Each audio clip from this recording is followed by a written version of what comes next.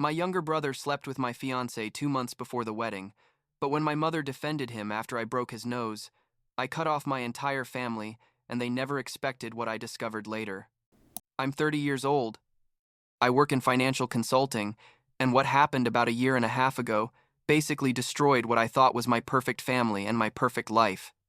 It's not like it was perfect, but I had a plan. I had everything organized, and in literally 5 minutes, everything went to hell in the worst way possible. I guess I should start from the beginning, when I still thought my life was on the right track and that the people I trusted really deserved that trust. I grew up in a pretty normal home. I mean, nothing dramatic. My parents, Janet and Frank, were the type who go to all the school games and pack lunches with motivational notes. You know the type. I had a younger brother, Blake, who was like 3 years younger than me, and we were always different like oil and water. I was the responsible one, the one who got good grades, the one who had 5-year plans written in notebooks, and Blake was more the carefree type, the charismatic one, the one who could talk to anyone and everyone would like him without even trying. My parents always said we complemented each other, that I was the brain and he was the heart, all that Hallmark card shit. The truth is, I loved Blake. I mean, he was my little brother and I always looked out for him. But there were also times when I felt like my parents, especially my mom, let him get away with things they never would have let me do. But whatever, I was the older one. I'm supposed to be more responsible, right? Fast forward to when I was like 28 years old. I'd been working at this consulting firm for 2 years, doing well at my job, earning decent money, living in a small but nice apartment in the city. And then I met Catherine at a business conference. She worked in marketing for a tech company. She was 25 at the time, smart, funny, ambitious, just like me. We hit it off immediately, like that instant connection people always say exists, but I thought was just a story. We dated for a year and a half, and seriously, everything flowed perfectly. She got along well with my family, I got along well with hers, our friends mixed without drama, even our career plans seemed to align. Literally like something out of a romantic movie, but without the cheesy parts. So like 2 years ago, in December, I proposed to her. Nothing extravagant. Dinner at her favorite restaurant. The ring we'd designed together because she hated total surprises, and she said yes before I even finished getting on one knee. We started planning the wedding right away because we were both like that, organized and efficient. We set the date for September the following year, booked the venue, hired the photographer, the whole thing. I was working hard, putting in overtime because I wanted that promotion before the wedding, So, I could pay for the honeymoon she wanted in Greece and have a good financial cushion before starting this new chapter. So, around June, 2 months before the wedding, Catherine lost her job. The tech company had massive layoffs and she was on the list, along with like 30% of the staff. Obviously, she was devastated because she loved that job, but I told her not to worry, that we had savings, that she could take time to find something she really liked. She decided to use the time to do things she'd always wanted to do, like take pottery classes, go to the gym more often, that kind of thing. I kept working like crazy, getting home late, leaving early, traveling often for projects. In retrospect, I should have paid more attention. But honestly, I trusted her completely and thought it was good for her to have her space to process the job thing. What I didn't know is that Blake had started taking pottery classes at the same studio. Blake was always like that, changing hobbies every month, never finishing anything. He dropped out of college after 2 years, worked random customer service or bartender jobs, lived in an apartment my parents helped him pay half the rent for. He was 27 years old and still didn't know what he wanted to do with his life, but everyone forgave him because he was Blake, the charmer, the one who made everyone laugh. And it turns out his new hobby was pottery. He didn't tell me anything about running into Catherine there. She didn't tell me anything either. I should have thought it was weird when Blake started coming over more often to my apartment, like 2 or 3 times a week, always when I was working. Catherine would tell me Blake stopped by to say hi, that they'd watch a movie or something, that it was nice to have company while I was away. And I, like the biggest idiot in the world, thought how nice that they get along, how sweet that my brother and my future wife are friends. This went on for like a month and a half. Me working until 10 at night, traveling to nearby cities for meetings, coming back tired and finding Catherine in a good mood. Happy. Sometimes Blake was still there watching TV on my couch. Never. Not once did it cross my mind what was happening. You know why? Because I trusted them. Because they were the two most important people in my life, and I never, ever thought they'd be capable of doing something like this to me. Then comes July. Like a month and a half before the wedding. I had a business trip to another city. I was supposed to be gone 3 days. On the second day, the main meeting got canceled because the client had a family emergency, so I decided to go back home that same day, like 4 inches the afternoon. I didn't even call Catherine to let her know because I wanted to surprise her. Maybe take her out to dinner since I'd been so busy. I got to the apartment, opened the door, and the living room was empty, but I heard noises upstairs. I thought Catherine was watching a movie or something. I went up the stairs, and when I opened the door to our bedroom, there they were. My brother and my fiancée. In my bed. On the sheets I had bought. 2 months before my fucking wedding. I don't know how long I stood there. Maybe it was seconds, maybe it was a full minute. They realized almost at the same time, and the expression on their faces. God, I'll never forget those faces. Catherine screamed and tried to cover herself with the sheets. Blake froze like a deer in headlights. And I just felt like someone had reached into my chest and ripped out everything inside. I literally couldn't breathe. I still had the keys in my hand. My travel suitcase was on the floor next to me, and the only thing I was thinking was, this can't be happening. This can't be happening. This can't be happening. And then I exploded. Blake got up, trying to put his pants on, saying, wait, let me explain, and something in my brain just shut off. I lunged at him and hit him.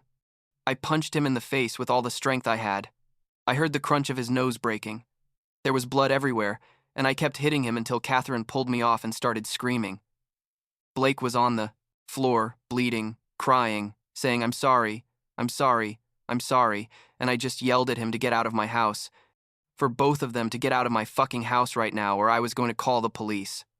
Catherine tried to talk to me, saying, we need to talk. This isn't what you think. All those cliché phrases people say when they get caught doing exactly what they're doing. I threw her clothes at her and told her she had 10 minutes to pack what she could and get out. Blake had already run out, still shirtless, holding his broken nose. Catherine packed a suitcase crying, trying to talk to me, and I just sat on the stairs with my head in my hands until I heard the door close. I stayed sitting there, I don't know how long.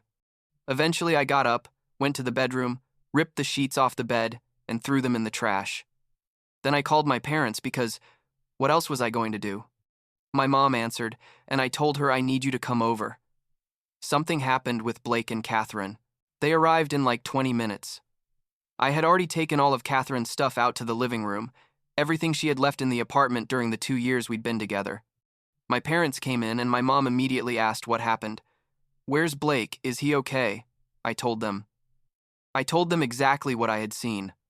And my mom's reaction was the second most devastating thing of that day. Instead of being horrified, instead of being on my side, the first thing she said was, did you hit your brother? Did you hurt him? Adrian, how could you? And I stood there looking at her, unable to believe what I was hearing. I yelled at her, Mom, they were in my bed. My brother was sleeping with my fiancée, and she just kept saying yes, but violence doesn't solve anything. Blake's nose is broken. He needs to go to the hospital. My dad, Frank, was quieter, but I could see he didn't know what to do either. Eventually, he said we all needed to calm down, that this was very intense, and we had to handle it with a cool head. I told him there was nothing to handle, that the wedding was canceled, that I didn't want to see Blake ever again in my life. My mom started crying, saying I couldn't say that we were family, that these things happen and can be fixed with therapy and conversation. Therapy, conversation. As if my brother hadn't slept with my fiancée repeatedly for a month and a half while I was working to pay for the wedding. I asked them to leave. My mom didn't want to go. She kept trying to make me understand that Blake was going through a difficult time, that Catherine was probably confused too, that I was too busy with work and maybe I'd neglected the relationship, basically finding every possible way to blame me or minimize what they had done. My dad finally convinced her to leave, but before going out he told me to think it through, that I'd make decisions in the heat of the moment, that I'd regret later. I spent that night calling all the wedding vendors, canceling everything: the venue, the photographer, the catering, the flowers, everything. Some gave me back the deposit, others didn't. I lost like $8,000 total, but honestly, I didn't care. I sent a mass message to all the guests saying the wedding was canceled for personal reasons and I wasn't going to give more details. I turned off my phone because it was already blowing up with messages from my family, from Catherine's friends, from Blake trying to explain himself.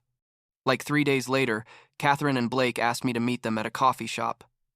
I don't know why I agreed. I guess part of me needed to hear what shit explanation they could give.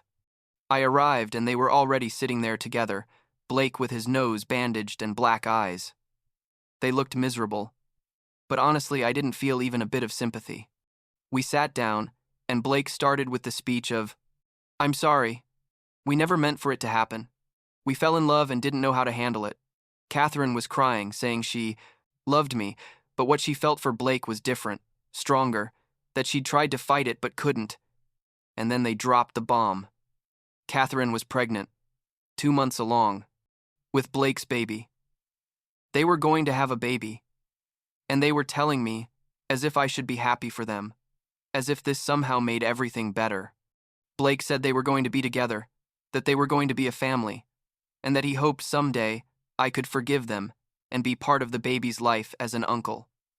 As an uncle of my ex-fiancée and my brother's child.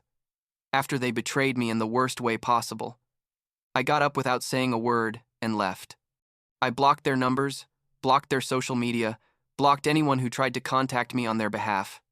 My mom started calling me every day, sometimes several times a day, leaving messages about how I needed to forgive, how Blake was sorry, how I was going to be a grandfather, and I was going to be an uncle, and this was a gift. A gift. As if the product of their betrayal was something I should celebrate. I told my mom one more time, on a call I did answer, that I didn't want to know anything about Blake or Catherine or their baby, that they had destroyed me, and that my mental health was worth more than keeping family peace. She told me I was being selfish, that I was letting my pride ruin the family, that my dad was very sad about all this. I asked her, and what about Blake? Isn't he sad? Didn't he ruin the family when he decided to sleep with my fiancée? And she said that what Blake did was wrong, but that didn't mean I had to cut off all contact. That time heals everything. All those ready-made phrases people say when they don't want to deal with the real consequences of actions. After that call, I made a decision. I couldn't keep living in that city where everything reminded me of Catherine, where I could run into Blake at any moment, where my family constantly pressured me to forgive and forget. So I started looking for work in other cities, places far away, where I could start from scratch. I got lucky. A company in another city offered me not just a job, but a promotion, a 30% salary increase, and the opportunity to lead my own team. I accepted immediately, quit my current job with 2 weeks' notice, sold or donated most of my stuff, and moved. I didn't tell anyone except my parents where I was going, and only because they needed to have my emergency information. My mom cried when I told her, saying she couldn't believe I was abandoning them, that how could I leave like that? I told her they had abandoned me first when they chose to defend Blake over supporting me, that I was tired of being the one who had to sacrifice, the one who had to forgive, the one who had to be the adult, while Blake did whatever he wanted without consequences. My dad just nodded and gave me a hug, and I could see in his eyes he knew there was nothing he could say to change my decision. I moved in October, like 3 months after the incident. The new city was perfect for what I needed. Nobody knew me. Nobody knew my story. I could just be Adrian, the new financial consultant, not Adrian, the guy whose brother and fiancé betrayed him. I worked like crazy those first months, throwing myself into work as therapy. I did real therapy too, once a week with a psychologist who helped me process everything, to understand that none of what happened was my fault, that Blake and Catherine's decisions were just that, and their decisions. Little by little, I started rebuilding my life. I made new friends at work, started going out more, even went on some dates, though I wasn't ready for anything serious. I maintained minimal contact with my parents, short calls every 2 or 3 weeks where we talked about superficial things. I never asked about Blake. They stopped mentioning him after I made it clear that topic was off limits. And then, like a year after I'd moved, in October again, someone knocked on my door on a Sunday afternoon. I opened it and there was Catherine, with a baby in her arms, a little girl about a year old, Aurora, with Blake's eyes. Catherine looked terrible, bags under her eyes, thin, wearing clothes that looked like she'd slept in them. And she started talking fast, saying, "Adrian, please, I need your help. I have no one else." Blake left. I stood there in total shock. I asked her how the hell she'd found me, and she said she'd begged my mom for my address, that my mom had finally given her the address after Catherine explained the situation. The situation being that Blake had abandoned her and Aurora like 3 months after the baby was born. That Blake had met another woman, that he'd gone to live with her, that he didn't pay child support, that he didn't want to know anything about his own daughter. Catherine had been working where she could, but with a baby, it was impossible. She was behind on rent, no money for food, desperate, and I didn't know what to feel. Part of me felt satisfaction, like karma's a bitch, right? Catherine begged me to help her, not for her, but for the baby, that she just needed money to go back to her parents' city where she had family support. I asked her why she didn't ask her parents directly, and she said their relationship was damaged after everything that happened, that they'd given her money before, but didn't want to keep helping her unless she moved back in with them. I didn't let her in. I told her to wait there.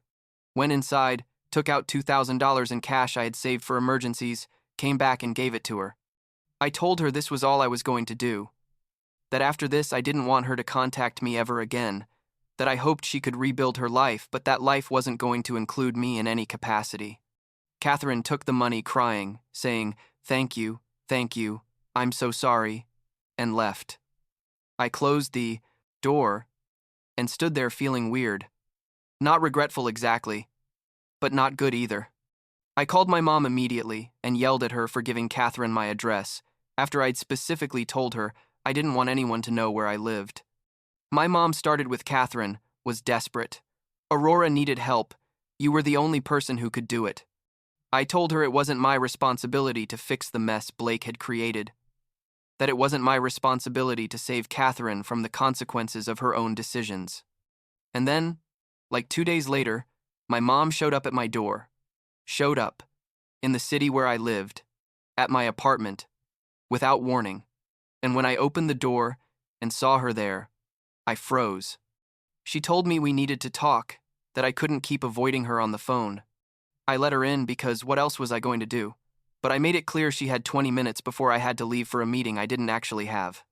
My mom started with the same speech as always, but this time with more urgency, that Catherine and Aurora needed help, that Blake wasn't responding to anyone, that as a family we had the responsibility to take care of Aurora, even though Blake was an asshole.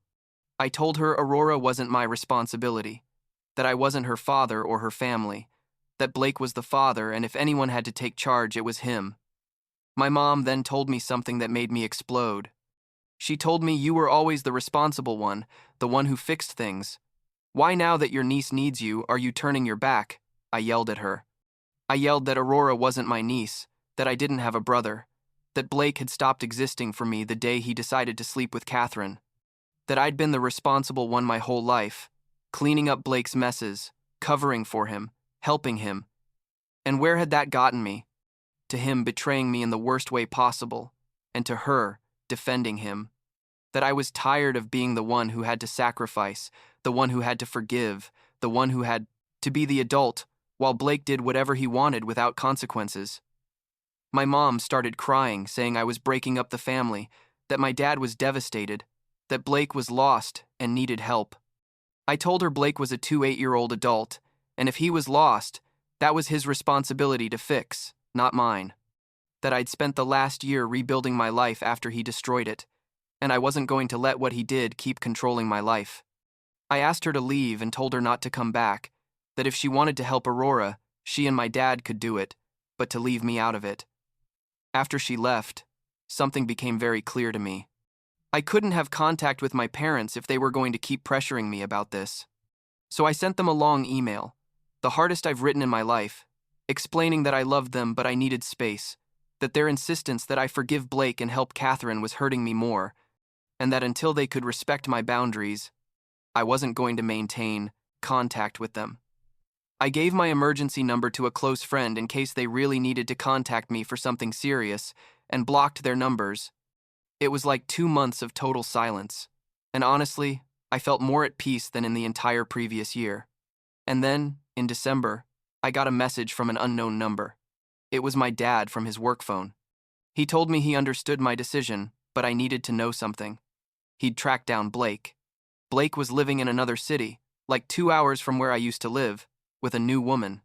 He had a job at an electronics store, was living his life as if Aurora and Catherine didn't exist. My dad sent me the address and told me he wasn't asking me to do anything, just that I knew the truth about who my brother really was. I don't know what possessed me, but I decided to go. Not for Blake, not for Catherine. I just needed to see it with my own eyes. I needed to close that chapter completely. I drove the 2 hours on a Saturday, got to the address, and there was Blake's car parked outside a small apartment. I stayed in my car for like half an hour before getting out, wondering what I was doing there. Finally, I knocked on the door. A woman opened, like 25 years old, pretty, clearly didn't know who I was. I asked if Blake was there, and she called inside. Blake appeared, and the expression on his face when he saw me was pure terror. I told him we needed to talk, and he came out closing the door behind him. We stood there in the building hallway, and I just asked him how he could do it, how he could have a daughter and just disappear, how he could sleep at night, knowing Aurora was somewhere without her father. Blake started with excuses. That Catherine was too demanding, that he wasn't ready to be a father, that he met Jessica, the woman he was living with now, and she'd given him the stability he needed. I told him he was a coward, that he'd destroyed my life, destroyed Catherine's life, and now he was destroying his own daughter's life. That Mom had defended him, protected him his whole life, and he kept proving he didn't deserve any of it. Blake got defensive, saying, I didn't understand, that I was always the perfect one, the one everything worked out for, that he always had to live in my shadow. I told him that wasn't an excuse for what he did, that he'd had every opportunity in the world and wasted them. I told him Aurora deserved a father, and if he wasn't going to be that father, at least he should pay child support. Blake said he barely earned enough for himself, that he couldn't pay child support. I told him then get a better job, grow up, take responsibility for once in his life. I don't know if anything I said got through to him. Probably not. But I left there knowing I'd done the last thing I could do. I wasn't going to chase Blake. I wasn't going to force him to be a father. I wasn't going to keep investing energy in someone who clearly didn't deserve it. I drove back to my city and felt, I don't know, free? Like I'd finally cut the last thread connecting me to all that mess. It's been like 6 months since then. I don't know what happened with Catherine and Aurora. I hope they're okay and that Catherine found a way to get by. I don't know if Blake is still with Jessica or if he's already ruined that relationship too. My parents and I have very limited contact. We talk maybe once a month, short and superficial conversations. My mom doesn't mention Blake anymore or ask me to forgive him. I think she finally understood that bridge is permanently burned. I'm doing well, honestly. I recently got promoted to director at my company. I'm casually dating someone. Nothing serious yet, but I'm open to seeing what happens. I have good friends, an apartment I like, new hobbies. My therapist says I've done an incredible job processing everything and establishing healthy boundaries. There are still days when I think about everything that happened and I get angry, but it's not that consuming rage I had before. It's more like a scar. Something that's there and isn't going to disappear, but doesn't hurt constantly anymore. Did I do the right thing cutting off contact with everyone? I don't know. I guess it depends on who you ask. My mom would probably say no, that family is family and I should forgive. I think yes, that sometimes the best way to take care of yourself is to walk away from people who hurt you, even if they're family. At the end of the day, I have to live with myself and my decisions, and I can do that now without the guilt and constant pressure of trying to fix something that was never my responsibility to fix.